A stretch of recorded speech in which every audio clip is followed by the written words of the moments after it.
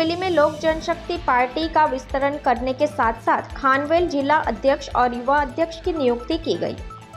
दादरा नगर हवेली में लोग सड़क और अन्य कई समस्याओं से त्रस्त हो चुके हैं। ऐसा लग रहा है कि चुने हुए प्रतिनिधि क्षेत्र की जनता के मुद्दे और समस्याएं दूर करने में असफल रहे हैं। इसी बीच दादरा नगर हवेली में लोक जनशक्ति पार्टी के प्रदेश अध्यक्ष राजन सोलंकी ने आज घोषणा करते हुए कहा कि लोक जनशक्ति पार्टी दादरा नगर हवेली में आगामी जिला पंचायत और नगर पालिका की सभी सीटों पर चुनाव लड़ेगी। उन्होंने यह भी बताया कि उनकी पार्टी स्थानीय स्तर पर किसी अन्य पार्टी के साथ गठबंधन नहीं करेगी और जिला पंचायत और नगर पालिका की सभी सीटों पर अपने उम्मीदवार खड़े करेगी। इसके साथ ही दादरा नगर हवेली में लोक जनशक्ति पार्टी का विस्तारण किया गया और आज खानवेल में लोक जनशक्ति पार्टी का जनसंपर्क कार्यालय भी खोला गया।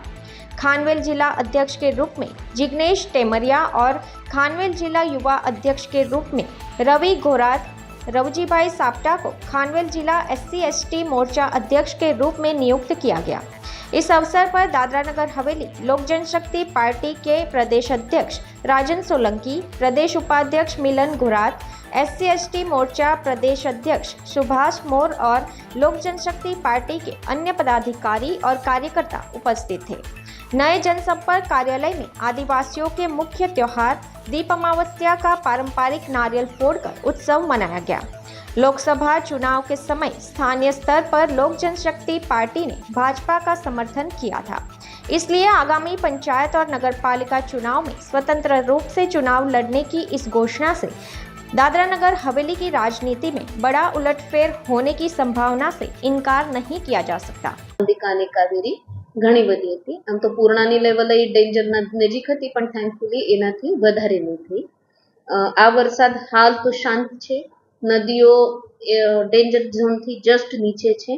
કાવેરી હાઈએસ્ટ 23 અને અંબિકા હાઈએસ્ટ 32.80 33ની આજુબાજુમાં થઈ હતી। આ બંનેના ડેન્જર લેવલ છે 19 અને 28 ના જે લેવલ। એમાં આપણે અંબિકાથી એફેક્ટેડ, અંબિકા અને કાવેરીથી એફેક્ટેડ ગણદેવીમાં 966 લોકો આશરે એમનું ગવર્મેન્ટ તરફથી રેસ્ક્યુ થયું હતું। સ્થાનિક કક્ષાએ પણ થોડા ઘણા લોકો પોતપોતાની રીતે રિલેટિવ્સના ત્યાં ઊંચા સ્થળે ગયા હતા।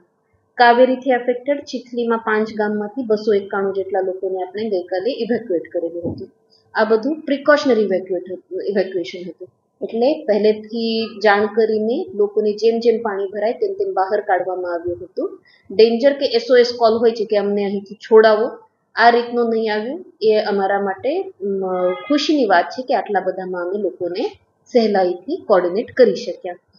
હાલ જિલ્લામાં ટોટલ રોડ ક્લોઝ આજે સવારે 8 વાગ્યાનો આંકડો છે 95, જે આપણા ઓવરટોપિંગ થતા છે। વરસાદ ઓછો થાય તેમ તેમ આ રસ્તો ખોલવામાં આવે છે અને મેજર રોડ છે 6 બંધ છે।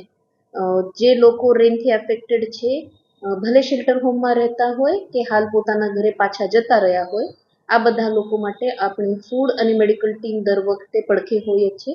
આજે પણ આપણે આના બધાના માટે 2000ની આજુબાજુમાં ફૂડ પેકેટ્સની તૈયારી રાખેલી છે।